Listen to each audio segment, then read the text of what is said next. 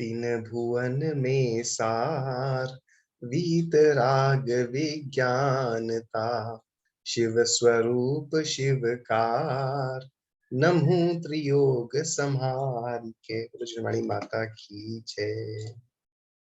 ठीक है, मैं शेयर करता हूँ। लास्ट टाइम हमने कहाँ तक किया था, याद है क्या आप में से किसी को? जहां तक मुझे ध्यान है हमने, हाँ, 9वीं प्रिंस बुक तो 9वां काव्य वो पूरा हो गया था, तीसरी ढाल का। उसमें फिर आपने आगे बढ़ गए थे तो सम्यक्त के गुण दोष का भी थोड़ा सा बताया था। अच्छा ठीक है। हाँ, नहीं, हाँ, ये उसमें हम समझ से, डिस्कस हाँ 25 ये हमने करे थे, 25 दोष आढ़ून कर लिए थे हमने, है ना?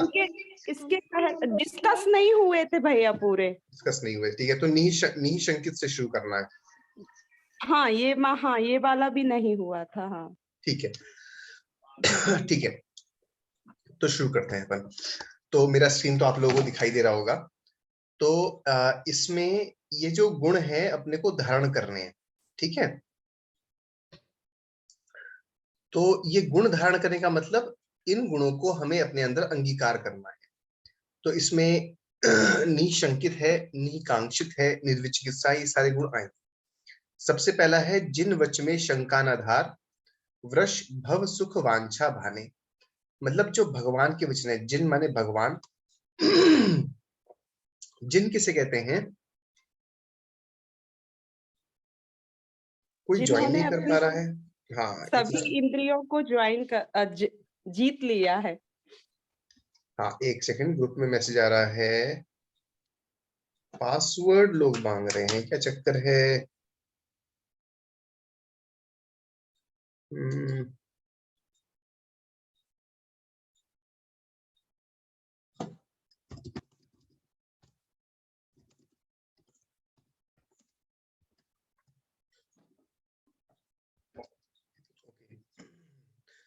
तो जिन्होंने अपनी इंद्रियों को जीत लिया है उन्हें हम जिन कहते हैं।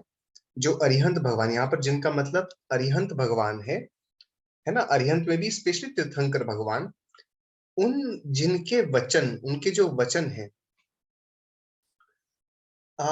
उनमें शंका न धारी, उसमें शंका नहीं धरना। क्यों शंका नहीं धरना? वृष, वृष माने धर्म, भाने नष्ट करे। जिन भगवान ने जो हमें धर्म बतलाया है उसमें शंका नहीं धरना। और भवसुख वांछा भाने, भवसुख भांछा भाने मतलब हमें अपने भव के सुख की, मतलब संसार के सुख की वांछा नहीं करना। ये दो अंग है, पहला निशंकित और दूसरा निकांक्षित। निशंकित का मतलब शंका ना करना, और निकांक्षित का मतलब हमें भगवान की पूजा के रिटर्न में संसारिक सुख की इच्छा नहीं करना। अब इसमें निशंकित, निशंकित का क्या मतलब हुआ कि हमें पूरा अरहंत भगवान, तीर्थंकर भगवान का पूरा स्वरूप ठीक से स्पष्ट हो, और स्पष्ट होकर के उसमें कोई भी शंका ना हो। भगवान के स्वरूप के बारे में और भगवान ने जो वचन कहे हैं उसके बारे में। भगवान के वचन के बारे में शंका नहीं होगी, ऐसा कैसे हो सकता है? जब हमें पक्का विश्वास है कि ये सर्वज्ञ हैं और मेरे को हितकारी बात बताएंगे। क्योंकि शंका हमें तब हो सकती है जब हमें ये कॉन्फिडेंस ना हो कि ये भगवान वास्तविकता में सच्चाई जानते हैं या नहीं जानते हैं। अगर वो सच्चाई नहीं जानते तो हमें क्या सच्ची बात बताएंगे? और या फिर सच्चाई जानते हो और मगर जो है उनका कुछ उन्हें कुछ राग द्वेष हो, जो हमें सही बात ना बतलाना चाह रहे हो, इसलिए हो सकता है हमें सही बात ना बतलाएं। ठीक है। तो निशंकित में हमें जिनेंद्र भगवान पर क्या श्रद्धा है कि ये सर्वज्ञ हैं, ये सब चीजों को जानते हैं, और साथ में ये हितोपदेशी हैं, ये मेरे को हित की बात बतलाने वाले हैं। इस पूरी दुनिया में एक्सक्यूज मी, जो सबसे इंपॉर्टेंट चीज है श्रद्धा करनी, वो है सर्वज्ञ देव के ऊपर।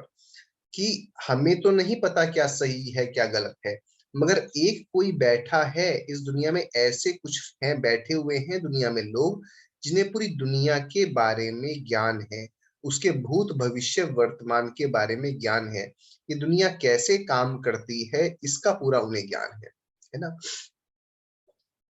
तो उनके वचनों में बिल्कुल भी शंका नहीं करना, यह निशंकित अंग है। ठीक है, अब कहते हैं दूसरा क्या, तो निशंकित हमें समझ में आया, और निशंकित मतलब बिल्कुल भी अश्रद्धा ना होना कि ये ही सत्य हैं, ये ही सही मार्ग बतलाने वाले हैं, इनको ही पूरी दुनिया का ज्ञान है, सर्वज्ञता संभव है। हाँ, जय जिनेन्द्र आदि, तुम्हें ज्वाइन करने में प्रॉब्लम नहीं हुई आदि? नहीं भैया जी। अच्छा अच्छा, ओके, पता नहीं यहाँ पर कुछ मैसेज आया था, खैर कोई बात नहीं। हाँ, तो निशंकित का मतलब शंका नहीं करना।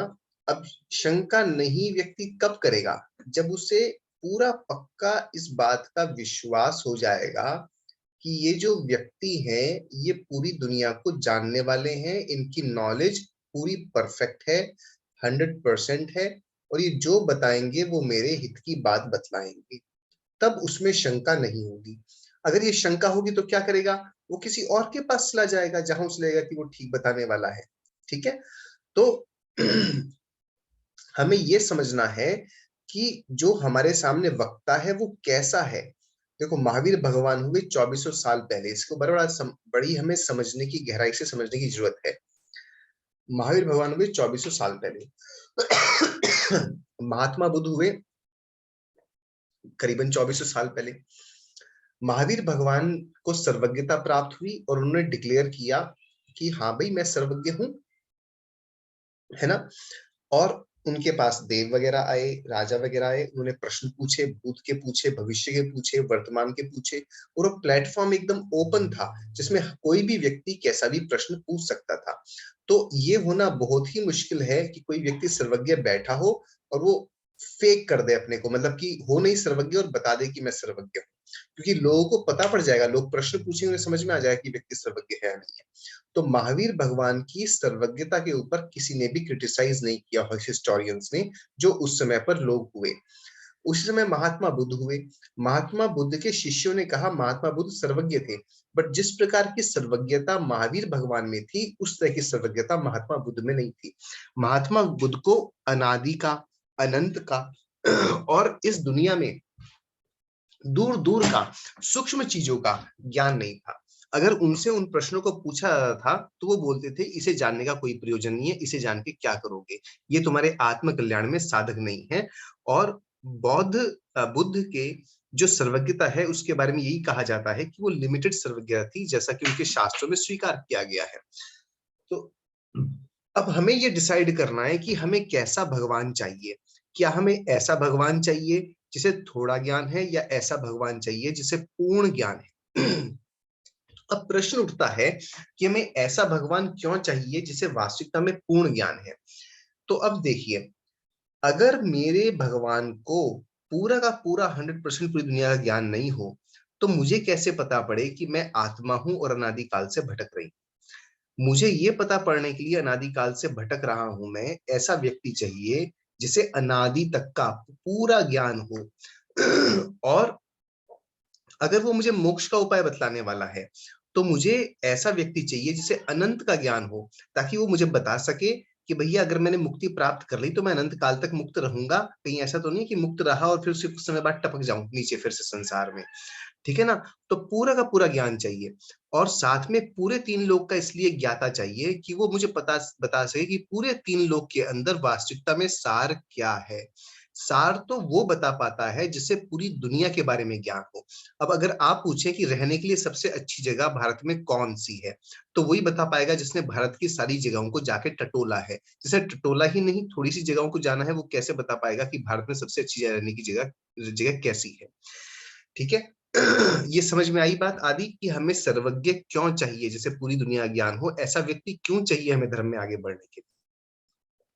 समझ में आया? जी भैया। आकिंचन, ये बात आई समझ में? जी भैया। है ना? तो भैया हाँ बताओ। जैसे निसंकित अंग में अंजन चोर की कहानी रहती है हाँ, कि हम बच्चों को समझाते हैं, हमें उस तरह से याद रहता है, तो निकांक्षित अंग में कौन सी कहानी चलती है?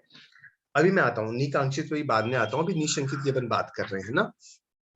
अच्छा। अच्छा, अगला पॉइंट, आप लोगों ने महेश्वर के बारे में सुना होगा। अब महेश्वर जो है ये न्यायिक और वैशेषिक मत के जो है महेश्वर कहलाते हैं, जिनको कि लोग विष्णु भी बोलते हैं, जो वैष्णव संप्रदाय चलता है। उनके हिसाब से क्या है, दुनिया में एक ही भगवान है जो कि सर्वज्ञ है, सब चीजों को जानता है, और वो कहीं पर वो सर्वव्यापी कहा गया है। उसी ने दुनिया को बनाया है, वो ही दुनिया को चलाता है, सारे कर्मों का लेखा जोखा वो ही करता है, और लोगों को सुख दुख भी उसके अनुसार देता है। ऐसा महेश्वर वो बतलाते हैं। साथ में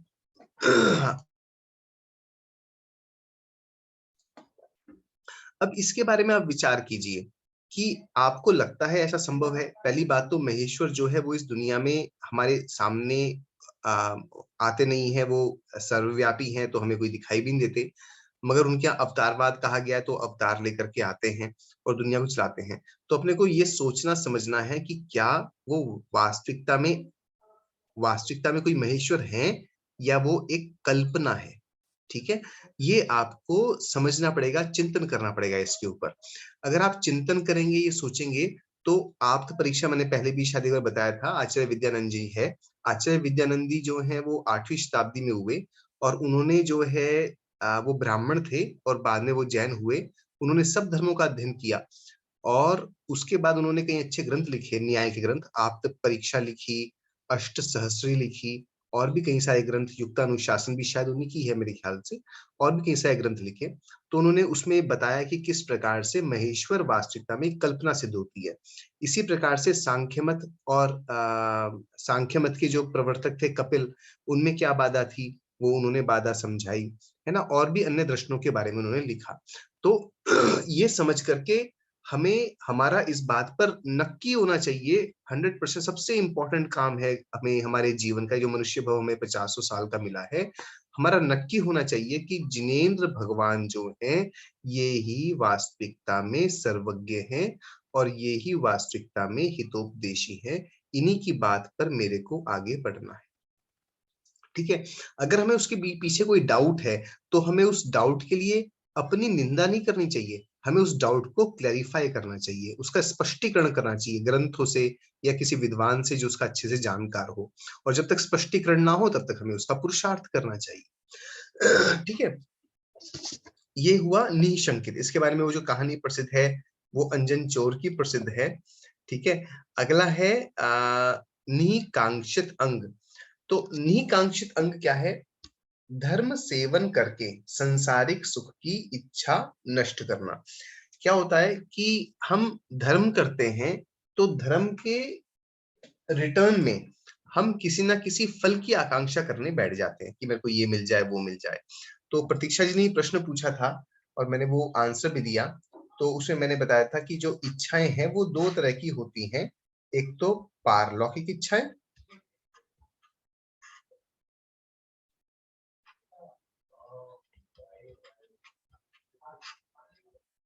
और एक होता है लौकिक इच्छाएं। ठीक है, अब पारलौकिक इच्छाएं किस तरह की होती हैं? मेरे 8 कर्मों का क्षय हो, मेरे को मुक्ति की प्राप्ति हो। एक सेकंड होल्ड करना।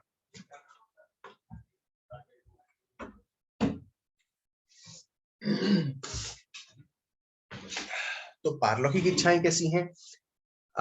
दुख कहो, कमक हो, बोहिला हो, सुगई गमनम, समाही मरणम, जनगुण संपत्ति हो मच्छम, है ना, या फिर अष्टक्रम विनाशनाय, जन्म जरा मृत्यु विनाशनाय, अक्षय पद प्राप्त, संसार ताप विनाशनाय, मोहंधकार विनाशनाय, ये सब पारलौकिक इच्छाएं हैं कि हमें मुक्ति की कामना है। यहाँ पर लौकिक इच्छाएं दो तरह की होती हैं, एक तो होती है मेरे दुखों को मेटने की,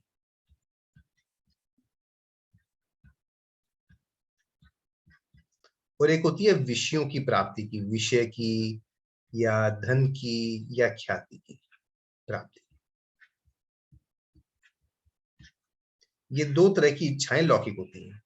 ठीक है, तो इसमें ये दुखों को काटने की इच्छा है, ये तो हम भगवान के आगे कर सकते हैं, मगर हमें देवगति प्राप्त हो जाए विषयों की प्राप्ति हो जाए, धन की प्राप्ति हो जाए, ख्याति की प्राप्ति हो जाए, ये प्राप्ति की इच्छाएं जो हैं ये गलत हैं। ये हमें धर्म के रिटर्न में नहीं करनी चाहिए। धर्म धर्म क्या होता है? धर्म होता है जो हमें मुक्ति का सुख प्राप्त कराए। तो मुक्ति के सुख की इच्छा तो हम कर सकते हैं, और ये इसकी इच्छा इसलिए कर सकते हैं कि ये हमें धर्म के साधन में बाधा कर रहा है, या मेरे जीवन को सही काटने में हमें नहीं सहायक हो रहा है, इसलिए इसकी इच्छा भी अपन जो है करना तब भी ठीक है, मगर ये वाली इच्छाएं तो करना हमें एक्चुअली हमारे सम्यक दर्शन को दूषित करता है। ठीक है। और प्रीति जी, आपने पूछा था इसके पीछे कौन सी कहानी है, तो रत्नकुंड शावकाचार्य जी में नीकांक्षित अंक के लिए कौन सी आई है? तुम्हें याद है? याद आदि? मैं तो भूल गया, ध्यान नहीं आ रहा मेरे को। नहीं भैया जी। अच्छा ठीक है, देखना पड़ेगा रत्नकुंड शावकाचार्य जी में अंजन चोर, और उसके बाद में भैया हाँ एक पुष्पलाल की कहानी थी, अच्छा वो किसमें है? और एक चोर की कहानी थी कि वो जो भागता है, लेकिन वो उपगूहन की कहानी है, सॉरी। चोर हाँ वाली तो हाँ उपगूहन की कहानी है कि वो ब्रह्मचारी हाँ बन हाँ जाता है। उन्हीं की कहानी थी कि मतलब उन्हें अपनी मतलब साधु अवस्था में आने के बाद भी उन्हें अपनी मतलब पत्नी से राग रहता है, तो एक और महाराज जी उन्हें अपने साथ में ले जाते हैं। तो हाँ वो शायद मुझे लग रही है ओके। निकांक्षित कि मतलब कोई आकांक्षा नहीं है, मतलब सब आकांक्षाओं का त्याग करना है, ऐसा कुछ ऐसा लग रहा है मुझे, देखना पड़ेगा। हाँ ये रही यहाँ में मिल जाएंगी। आ,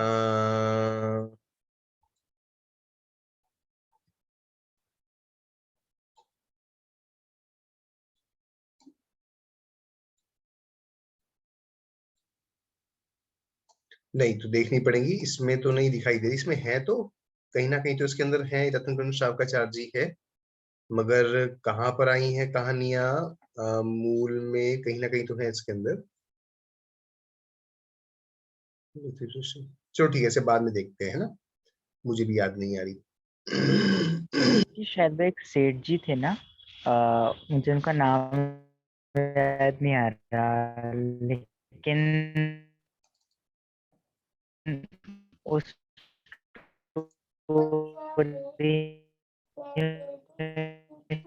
ये रही अनंतमती की कहानी। तो हाँ, अनंतमती जी की कहानी है ये। कि उनको जब फांसी लगती है या फिर जो उनको हाँ दंड मिलता है, तो जो होता है वो देते हैं।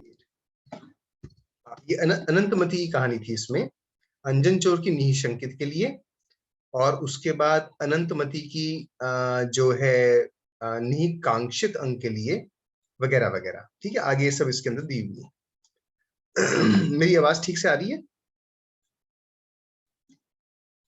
हाँ भैया जी। हाँ ठीक है, ओके। तो हमें को समझ में आ गया निशंकित और निकांक्षित। अब उसके बाद है, अच्छा निकांक्षित अंग कब पालन नहीं होगा? जब वास्तविकता में हमने अपना लक्ष्य मुक्ति की प्राप्ति का बनाया ही नहीं है। अगर हमने लक्ष्य मुक्ति की प्राप्ति का बनाया है तो भगवान के सामने जाकर के हमें मुक्ति की ही इच्छा होगी, है ना, क्योंकि सम्यक दृष्टि जो है उसका मोक्ष पे श्रद्धान हुआ है। मोक्ष मतलब मुक्ति। तो अगर सम्यक दृष्टि में दूषण हो गया, उसे बाकी जो इच्छाएं हैं वो इतनी हावी हो गई कि अब वो धर्म के जाने पर उसे मुक्ति का गोल तो उसका धूमिल हो गया। अब अन्य जो है लौकिक गोल उसके दिमाग में उसके इतने हावी हो गए कि वो उसका जो है वो अपने पद से भ्रष्ट हो गया, तो इस स्थिति में उसे सम्यक दर्शन में उसका दोष लग जाएगा। ठीक है, तो ये निकांक्षित अंग है। अब अगला आता है निर्विचिकित्सा निर्विचिकित्सा क्या है? मुनि महाराज का मलिन शरीर देखकर भी घृणा ना करना, निर्विचिकित्सा अंग। अब देखिए, चाहे मिथ्या दृष्टि हो सम्यक दृष्टि हो, कोई बुरी चीज देखेगा तो घृणा तो आई जाएगी, मगर सम्यक दृष्टि को मलिन शरीर देख करके घृणा नहीं आती। क्यों? मलिन शरीर हमने मुनि महाराज का देखा, एक सामान्य व्यक्ति को तो मलिन शरीर दिखाई देगा, बदबू दिखाई देगी, मगर एक सम्यक दृष्टि को शरीर नहीं दिखाई दे रहा, उसे तो उसके अंदर तीन रत्नों से पवित्र, तीन रत्नों से युक्त आत्मा दिखाई दे रही। और 3 रत्नों से युक्त आत्मा दिखाई दे रही है, तो इसलिए उसे घृणा नहीं आती। और जो मलिनता है, वो मलिनता उसे मात्र पुद्गल की पर्याय दिखाई देती है। एक सम्यक दृष्टि वस्तु को कैसे देखता है? उसकी द्रव्य गुण पर्याय के आधार पर देखता है। सामने अगर बदबू आ रही है, तो वो बदबू क्या है? पुद्गल का स्पर्श रस गंध वर्ण, जो सा गंध गुण है, ये गंध गुण की पर्याय दुर्गंध रूप हो रही है। ठीक है, द्रव्य गुण पर्याय, द्रव्य क्या है? पुद्गल, गुण क्या है? उसके अंदर गंध, और पर्याय कैसी हो रही है? दुर्गंध रूप हो रही है। जो भी दुर्गंध रूप हो रही है, वो ही पुद्गल का परिणमन अलग प्रकार से हो जाए, तो वो ही सुगंध रूप हो जाए। ठीक है, और ये दुर्गंध और सुगंध जो है, ये मेरा क्या कर रहा है? मेरी आत्मा का द्रव्य गुण पर्याय क्या है? द्रव्य है मेरी आत्मा, और मेरा जो गुण है वो ज्ञान दर्शन आदि है, और उनका परिणमन है। तो मेरी आत्मा अलग और ये पुद्गल द्रव्य अलग। ये पुद्गल मेरे अंदर नहीं घुस सकते और मैं इनके अंदर नहीं घुस सकता, तो इससे मुझे प्रभाव ही क्या हो रहा है? इसलिए सम्यक दृष्टि को ये पुद्गलों के उल्टे सीधे जैसे गुण में परिणमन होता है, वो उससे वो प्रभावित नहीं होता। और साथ में उसे एक और चीज दिखाई दे रही है। वो क्या दिखाई दे रही है? 3 रत्नों वाली आत्मा। उसे उसमें इंटरेस्ट है। उसे क्यों उसमें इंटरेस्ट है? कि सम्यक दृष्टि का गोल क्या है? सम्यक दृष्टि का गोल भी है मुक्ति प्राप्त करना, और मुक्ति प्राप्त करने का रास्ता है साधु अवस्था। तो साधु अवस्था जो है उसके लिए आदर्श है, उसे वो ही अवस्था प्राप्त करनी है। जब उसे वो ही अवस्था प्राप्त करनी है, तो उसे घृणा कैसे आएगी? उसे भी तो उनके जैसा होना है, उसे भी उनके जैसा स्नान व्रत का धारी होना है। और जब उसे भी स्नान व्रत का धारी होना है, तो उसको भी बदबू आएगी, उसके भी शरीर में बदबू आएगी। उसे पता है रास्ता तो यही है जाने का। जो चीज उसके लिए उपादेय है, इसलिए उसके प्रति उसे घृणा नहीं हो सकती। जो चीज हमारे लिए हेय होती है, उसके प्रति तब भी घृणा हो जाए, बट जो उपादेय है उसके प्रति घृणा कैसे हो? ठीक है। अगला है अमूढ़ दृष्टि। अमूढ़ दृष्टि अंग क्या होता है? यथार्थ अयथार्थ तत्व की पहचान ना करना, मतलब विवेक ना होना। मूढ़ का मतलब होता है मूर्ख। जो मूढ़ है ना शब्द, इसका मतलब मूर्ख है हमारी सामान्य भाषा में। तो मूर्ख ना होना। मूर्ख व्यक्ति क्या करता है? समझ में नहीं आता क्या सही है क्या गलत है ना? अगर कोई व्यक्ति कर रहे हैं, 10 लोगों ने बोल दिया कि भैया ऐसा कर लो ऐसा कर लो, तो वो भी कर लेगा। 10 लोग बोलेंगे कि गंगा में नहा लो, उससे सारे पाप धुल जाते हैं, तो वो भी नहा लेगा। 10 लोग बोलेंगे कि ऐसा कर लो, यहाँ पर ये चढ़ा दो, यहाँ पर वो कर दो, तुम्हारा काम हो जाएगा, तुम्हें मुक्ति प्राप्त हो जाएगी, तो वो भी कर लेगा। ठीक है, तो सम्यक दृष्टि जो है ऐसी मूर्खता नहीं करता। वो सोचता विचारता है, विवेक रखता है। ठीक है, कि क्या सही है और क्या गलत है। देखो, पहचान करना, यथार्थ क्या सही है और क्या गलत है, उसकी पहचान करना। पहचान कैसे करेंगे? जब अपन एनालाइज करेंगे, विश्लेषण करेंगे। तो जो सम्यक दृष्टि है, वो विश्लेषण करेगा कि क्या सही है और क्या गलत है। तो सम्यक दृष्टि में एक क्या गुण दिया? कोई भी चीज उसे मिलेगी तो विश्लेषण करेगा, उसे एनालाइज करेगा कि क्या सही है और क्या गलत है, और जो सही है उसी को ही रखेगा। ऐसा नहीं किसी ने बोला और कर दिया। ठीक है। अगला,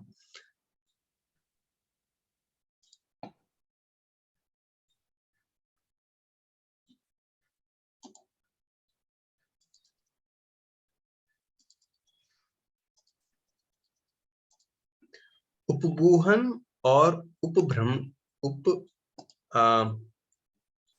उपग्रहण अंग।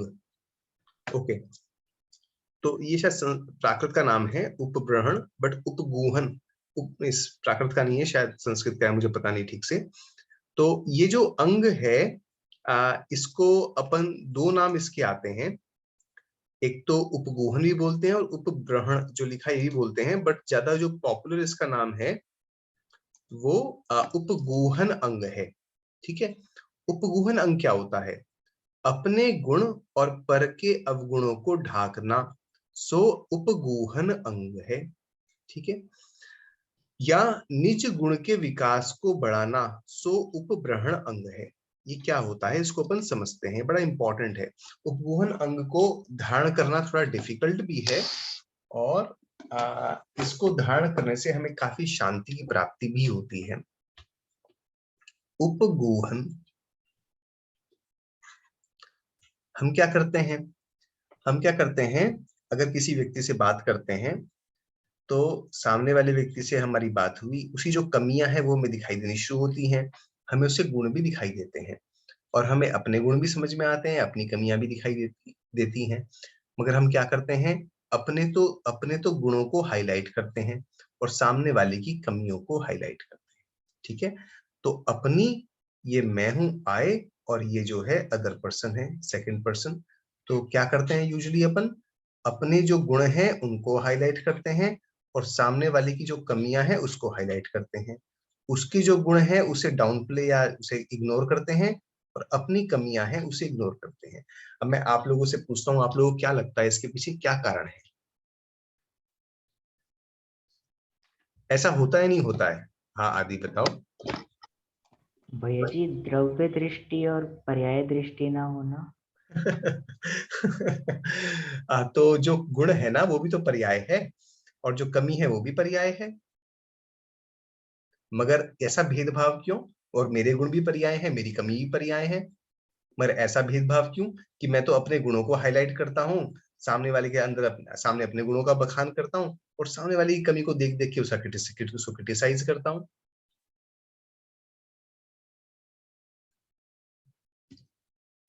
कोई और ट्राई अपने करेगा? प्रति मोह, हाँ हाँ। अपने प्रति मोह रहता है कि मैं ही श्रेष्ठ हूँ, मतलब अपने हाँ आप को हाईलाइट इसीलिए करते हैं कि हम खुद को अपनी नजरों में बहुत उठाना चाहते हैं, हाँ इसलिए हाँ, बहुत बढ़िया, मतलब अपने बहुत आप से अच्छा। प्रेम करना है। हाँ हाँ, तो एक्चुअली आदि जो तुमने बोला था ना, पर्याय बुद्धि, वो एक्चुअली डेफिनेटली एक आंसर है, बट थोड़ी अलग दृष्टि से। और किसी कोई विचार? सुकृति जी, आप पे कोई विचार? विमल भैया? हाँ जी भैया, ये इसे हम क्या मान से जोड़कर देख सकते हैं? हाँ बहुत बढ़िया, मान से जोड़ के देख सकते हैं। भैया वही हमको अहंकार हो जाता है कि हम अपने आप को सबके सामने श्रेष्ठ करना चाहते हैं और कभी कभी हमें ये भावना भी आ जाती है कि हम दूसरों से अपने आप को कैसे श्रेष्ठ साबित करें, तो हम इसके लिए अपनी प्रशंसा ना भी करें लेकिन हम दूसरों के अवगुणों को ज्यादा दिखाते हैं कि ये हमसे कहीं अच्छा नहीं हो जाए। हाँ हाँ, बिल्कुल सही बात है। तो ये सब रीजंस हैं। आ, अपने को हम श्रेष्ठ दिखाना चाहते हैं, हमारे अंदर मान होता है, हम दूसरे के प्रति तिरस्कार करते हैं, और पर्याय बुद्धि भी है, सामने वाले को भी हम एक पर्याय को ही पूरा मान लेते हैं और अपनी पर्याय को ही पूर्ण द्रव्य मान लेते हैं और सामने वाले की पर्याय को मानवश अपन नीचे दिखाना चाहते हैं। जबकि वास्तविकता क्या है? सम्यक दृष्टि कैसे देखता है? मैं क्या हूं? मैं एक आत्म द्रव्य हूं, मेरे अंदर ज्ञान गुण, दर्शन गुण, श्रद्धा गुण है। सामने वाला व्यक्ति क्या है? वो भी आत्म द्रव्य है, उसके अंदर भी दर्शन, ज्ञान और श्रद्धा आदि गुण है। जैसे मेरे अंदर ये गुण है, एग्जैक्टली वैसे ही उसके अंदर भी वो ही गुण है, बस हमारी पर्याय अलग अलग है। मेरी भी पर्याय हो सकता है कुछ मामलों में उसकी अपेक्षा अच्छी है, कुछ मामलों में उसकी अपेक्षा खराब है। सामने वाले की कुछ पर्याय जो है कुछ अपेक्षा अच्छी है और कुछ अपेक्षा खराब है। तो पहले तो क्या दिखता था, सामने वाले व्यक्ति को पूरी तरीके से खराब दिखता था, है ना? अब क्या करता है, वो सोचता है उसकी पर्याय है, और वो पर्याय क्यों उत्पन्न हुई है? वो पर्याय कर्मों की उदय से उसकी मलिन हो रही है। तो अब क्या हुआ, अब अपन उसे बीमारी देख रहे हैं, वो एक रोग है उसके अंदर। अब सामने वाले को जब रोग देखेगा तो अब उसे नीचा नहीं देखेगा, उसे रोगी देखेगा, उसके प्रति करुणा करेगा। ठीक है, और सम्यक दृष्टि को करना क्या है? गुणों को ग्रहण करना है। ठीक है, तो वो सामने वाले के गुणों को देखेगा, क्योंकि सब्जी मंडी में जाते हैं और टमाटर खरीदने हैं तो सड़े हुए टमाटरों की नजर नहीं जाती है हमारी, जो अच्छे टमाटर हैं उनकी उन पे नजर आती है, क्योंकि मुझे क्या करना है, गुणों को कलेक्ट करना है, मतलब हमें अच्छे टमाटरों को कलेक्ट करना है। तो ऐसे ही सम्यक दृष्टि को तो अपना विकास करना है, अपने ज्ञान का विकास, अपने आनंद का विकास, यही उसका गोल है। तो वो क्या देखेगा, सामने वाले से गुणों को देखेगा ताकि वो गुणों से प्रेरित होकर के अपना विकास कर सके। ये उसके फेवर में है, क्योंकि बढ़िया है, समय दृष्टि बढ़िया की तरह दिया, मुझे इसमें फायदा है, तो वो गुणों की ओर फोकस करेगा, कमी की ओर उस व्यक्ति के प्रति दया करेगा। ठीक है, ये बहुत मतलब ये वाला गुण हमारे अंदर आ जाए तो समझो हमारा भव में एक बहुत, हमारा बहुत बड़ा अचीवमेंट हमारे साथ हुआ, क्योंकि अधिकतर हम दूसरों की कमियों के प्रति क्रिटिसाइज करते हुए ही चलते हैं। समझ में आया आदि ये? जी भैया जी। सुकृति जी? हाँ भैया। ओके, कोई क्वेश्चंस किसी को? नहीं? ओके। दूसरा है उपब्रहण। ये इतना पॉपुलर नहीं है, इसी का दूसरा नाम है ना? उपगूहन को उपब्रहण करो, जस्ट डिफरेंट नेम है, अंग एक ही है। उपब्रहण में क्या होता है? उपब्रहण में अपने गुणों के विकास की मुख्यता है। मतलब इस अंग में व्यक्ति क्या है कि मैं अपना अपना विकास करूं, अपने को डेवलप करूं, मेरा ज्ञान का विकास हो, आनंद का विकास हो। सम्यक दृष्टि के सामने क्या गोल होता है कि मुझे मुक्ति प्राप्त करनी है। तो मुक्ति प्राप्त करने के उसे किसका विकास करना है? ज्ञान का विकास करना है और अपने अंदर आनंद का विकास करना है। ठीक है, तो इसके प्रति उसका फोकस रहता है। अब अगला आता है स्थितिकरण अंग। ठीक है, ये भी काफी थोड़ा चैलेंजिंग है एक्चुअली जीवन में, आजकल के वातावरण में इसको समझना और इसको सही तरीके से जीवन में उतारना। कामादिक कर वृषते चिगते निज पर को दू जू दिड़ावे।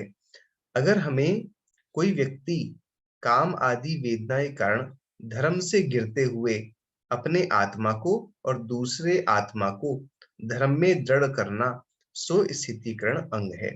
मतलब कोई व्यक्ति को जो है गलत प्रकार के भावनाएं हो रही हैं, सत्संगति नहीं मिल रही, गंदी संगति हो रही है, दरिद्रता वगैरह हो गई, या कोई भी सिचुएशन हो गई, उसे कारण से वो धर्म से डिग रहा हो, या कोई दूसरा धर्मी पुरुष धर्म से डिग रहा हो, तो मैं डिग रहा हूं या कोई और डिग रहा हो, तो सामने वाले को उपदेश के द्वारा या फिर अपने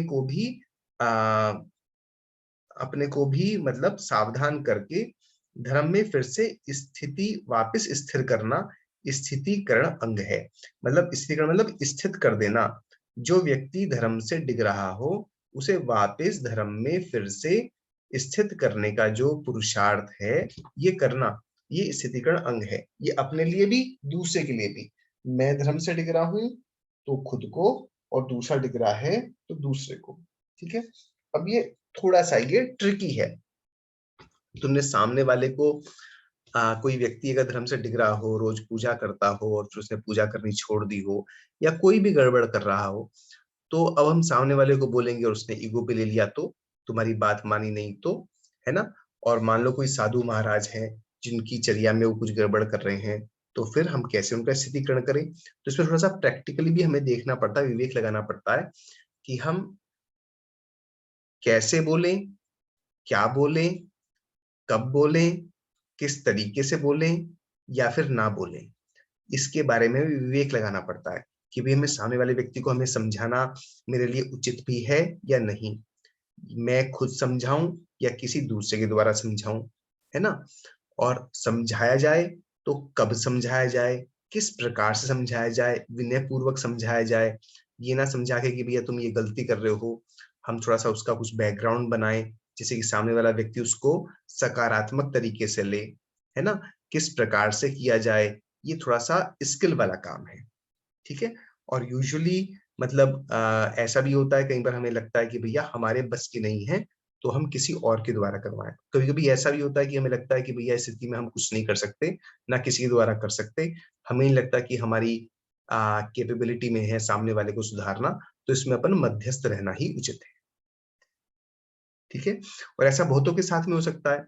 ऐसा ऐसा भी हो सकता है जो धर्म में नए नए लगे हैं, हमसे कम धर्म कर रहे हैं, उनके स्थितिकरण के बारे में भी हो सकता है। और कई बार हो सकता है कि हमें किसी साधु में या किसी व्रती में कोई हमें कुछ गड़बड़ दिखाई दे, उसका भी स्थितिकरण हो सकता है। ये कहीं पर भी लागू हो सकता है। बट हर स्थिति में हमें अपने विवेक का प्रयोग करते हुए स्थितिकरण करना चाहिए, ताकि जो हम कार्य करें उसका एक सकारात्मक फायदा हो, नकारात्मक दिशा में ना चला जाए। ठीक है, कोई प्रश्न इसके ऊपर? आप लोगों के किसी कोई अनुभव स्थितिकरण अंग के बारे में? भैया जो मैं भी आपको बता रहा था ना, पुष्पदाल मुनि का हाँ हाँ उदाहरण, हाँ हाँ तो हाँ वो हाँ। इसी में आता है, स्थितिकरण में ही आता है। अच्छा मतलब अच्छा अच्छा अच्छा अच्छा हाँ, अच्छा। उनको क्या था कि उनको अपनी कहानी स्त्री की याद आती थी, पत्नी की। तो उनके हाँ साथ में जो मुनिराज थे वो उनको अपने घर ले जाते हैं, हाँ मतलब ऐसे ही विहार करते हुए। तो हाँ वहां पे क्या होता है कि उनकी जो माता जी रहती है, उन्हें थोड़ा डाउट होता है कि ये क्यों आए हैं, तो वो दो पटिये रखवाती हैं, एक सोने हम्म का और एक लकड़ी का। हाँ। तो जो साथ वाले मुनिराज रहते हैं वो लकड़ी के पटरे पे जाके बैठते हैं और वो सोने के पे जाके बैठ जाते हैं।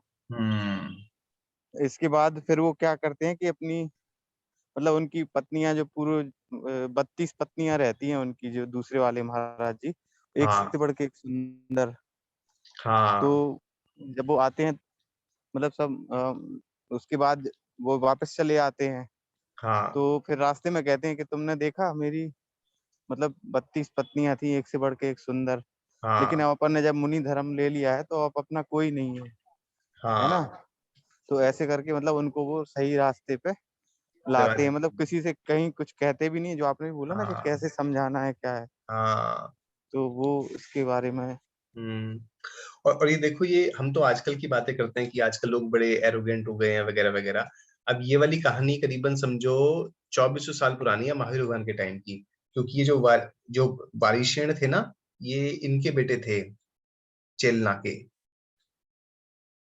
चेलना के बेटे वारिशेण थे। आप कुछ डालते कोई तो था रानी चेलना का। रानी चेलना के टाइम की बात है, मैं श्रेणिक राजा के टाइम की।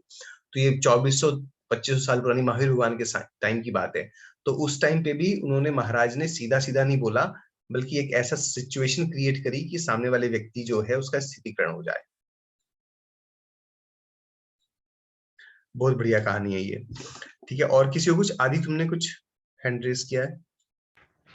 जी भैया जी जो उपगूहन में है, तो जब हम जैसे उपगूहन में देखेंगे तो हमें किसी के अंदर उस समय दोष दिखेंगे, तो हम उसमें ऐसा देख सकते हैं कि हो सकता है वो उसकी मतलब अभी के उसके जो संस्कार है फिर कर्म है ऐसे, उसकी वजह से उसके अंदर ये दोष या रोग है वो, तो हम हाँ। फिर उसको ठीक करने के लिए उसका मतलब हेल्प करते हैं। हाँ, नहीं, हाँ, उसे ठीक करने के लिए आपको हेल्प करनी है नहीं करनी है, वो एक अलग चीज है। बट पहली चीज तो क्या होता है, देखो, दूसरे को दोषों के प्रति अपन क्या करते हैं, द्वेष करना शुरू कर देते हैं। ठीक है ना? तो दोषों के प्रति द्वेष करना शुरू कर दिया, और फिर हमने सामने वाले के दोषों का बखान भी कहीं करना शुरू कर दिया, तो वो हमारा उपगूहन अंग को खत्म कर देता है। तो हमें दूसरे के दोषों के प्रति द्वेष ना करके उसके दोषों के प्रति दया करनी है। ठीक है? और उसे जो सुधारना है वो स्थितिकरण अंग है। अब सुधारने के लिए करना है या नहीं करना है, करना है तो कैसे करना है, इन विषयों के ऊपर विचार करके करना चाहिए। जी भैया जी। है ना? अब जैसे मान लो हमें अपने पिताजी के बारे में, पिताजी में कोई दोष दिखाई देना शुरू हो जाए, तो अपन पिताजी को थोड़ा सीधा सीधा बोलेंगे। तो हमें सोचना पड़ेगा कि भाई कैसे उनके कोई दोष है तो कैसे उनका स्थितिकरण करें, है ना? जिससे कि काम भी हो जाए सकारात्मक रूप से, और कुछ गड़बड़ ना हो।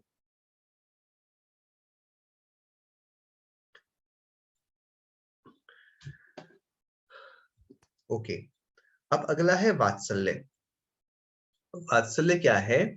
धर्मात्मा के साथ गाय बछड़े की तरह निष्कपट प्रीति करना, सो वात्सल्य अंग है। अब ये देखिए कि गाय और बछड़ा होता है, तो गाय बछड़े से जो प्रेम करती है,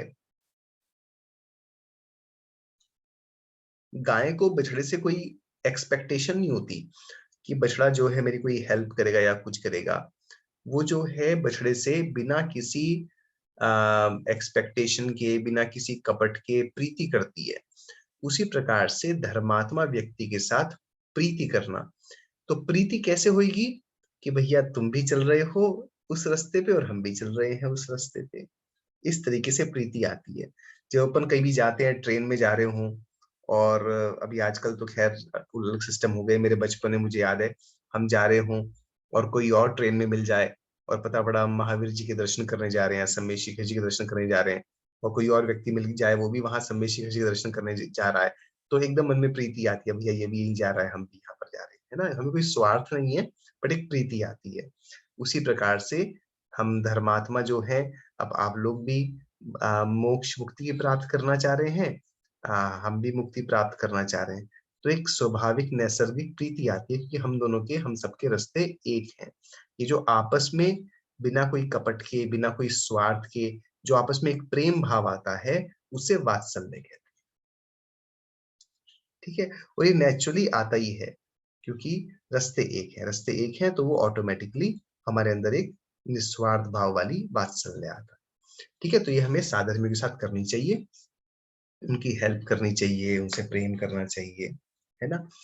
अगला प्रभावना। प्रभावना क्या है? जैन धर्म की उन्नति करना सो प्रभावना, है ना? या फिर ज्ञान के उपदेश के द्वारा, तपश्चरण के द्वारा, सदाचार आदि सत्क्रियाओं से जैन शासन की प्रभावना बढ़ाना सो प्रभावना अंग है।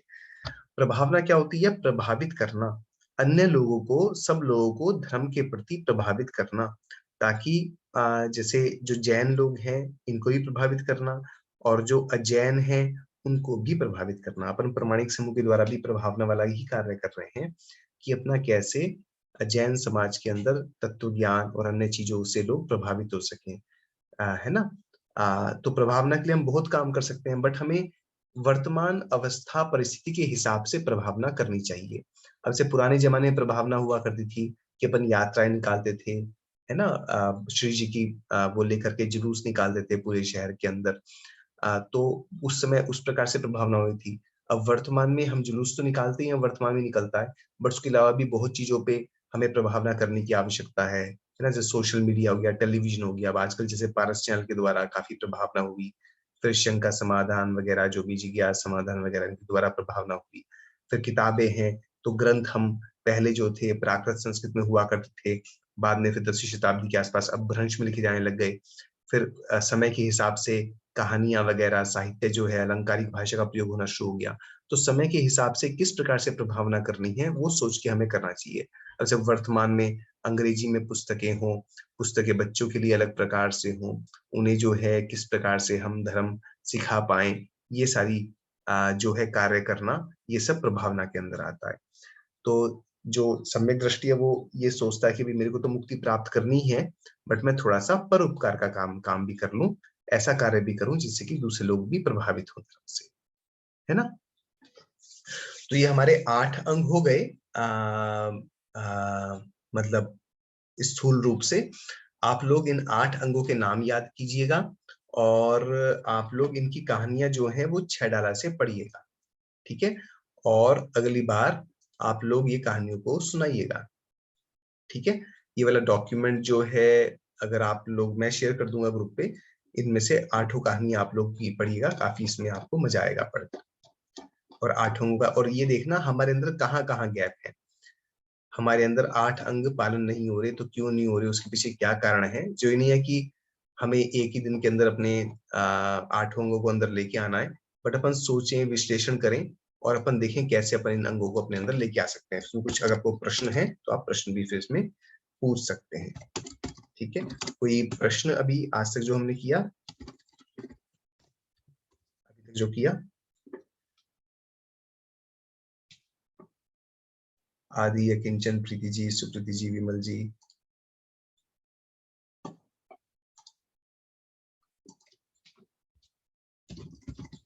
भैया जी अंगों को याद करने का जैसे सम्यक दर्शन के अंग कोई बताता है जब तो हमको हाँ सारे समझ में आ जाते हैं कि हम बहुत बार सुनते भी हैं, लेकिन जब हम ऐसे ही याद करने की कोशिश करते तो हमको सारे नाम ही याद नहीं रहते। एटलीस्ट मतलब मुझे तो याद नहीं रहते, कुछ याद रहते हैं और कुछ भूल जाती हूँ।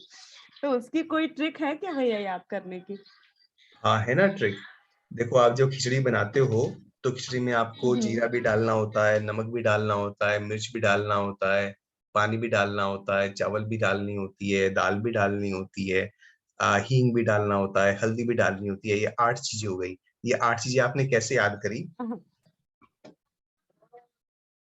कि वो तो रोज मतलब करते हैं तो क्रम याद रहता है कि हाँ किसके बाद क्या डालना है। तो इसको भी आप रोज़ जो है कीजिए और आपको याद हो जाएगी। ठीक है भैया। इसका रोज वो कीजिए। ये तो ऐसे गुण हैं, अंग हैं जो हमें अपने अंदर लेके आने हैं, तो इसलिए आपको इसको रोज इसको रिवीजन कीजिए, रोज हाँ नहीं ध्यान में मतलब रखिए। 8 में जैसे हम बोलते हैं तो क्या होता है नाम आगे पीछे हो जाते हैं कि वो उस क्रम हाँ से उतना नहीं बोल पाते हैं। हाँ, कोई बात नहीं, क्रम क्रम आगे पीछे हो तो भी कोई इतनी परेशानी नहीं है। आप पहले जीरा डाल दो, बाद में हींग डाल दो, ओके कोई परेशानी नहीं है, बट आठों के आठों याद हो वो चाहिए, है ओके। ना? हाँ। अ, भैया कोई दोहा या कुछ इस तरह का नहीं है जिसमें जैसे धर्म के 10 लक्षण के बारे में आता है, तो वो शुरुआत में ही पूजा में आ जाता है तो उससे क्रम याद रहता है। तो ऐसा कुछ दोहा नहीं है जिसमें सम्यक के 8 अंगों के बारे में आया हो? अम, देखते हैं कोई अगर वैसे दोहा तो किसी को मिलता हो। हाँ, मेरे को तो नहीं कोई मालूम है, मगर आप ही बना दो। नहीं, मुझे दोहा तो नहीं बनाने आते मेरे को। मेरे से दोहे वोहे नहीं बनते। मगर हम बोल सकते हैं कि इससे बनाने को, या फिर कोई मिल जाएगा शायद 8 अंक का दोहा कोई मिल जाए तो देखना पड़ेगा। रत्न संस्कृत में तो होगा शायद, संस्कृत में चलेगा क्या? संस्कृत में हाँ, आप शेयर करके देख। हाँ भैया, नाम तो वही रहेंगे तो भैया जी थोड़ा वो तो याद 6 डाला रहेगा। में है ना, ये तो सेम। 6 डाला में है क्या? जी भैया अभी आया तो है ना इसमें, जो हम अभी पढ़ जो रहे हैं। 12वां काव्य पढ़ ही रहे हैं उसमें ही, मतलब हाँ नाम नहीं लिखे हैं, वो अर्थ से हमको आइडेंटिफाई करना पड़ेगा। हाँ, नाम नहीं है, नाम नहीं है, नाम नहीं है इसके अंदर, नाम तो नहीं है इसके अंदर। तो देखने पड़ेंगे, अगर आप लोगों को कोई पता पड़े तो आप लोग प्लीज शेयर करना, है ना। मैं भी देखता हूँ, कोई अगर मेरे को मिलते हैं तो मैं भेजता हूँ। ठीक है, और कोई क्वेश्चन किसी को?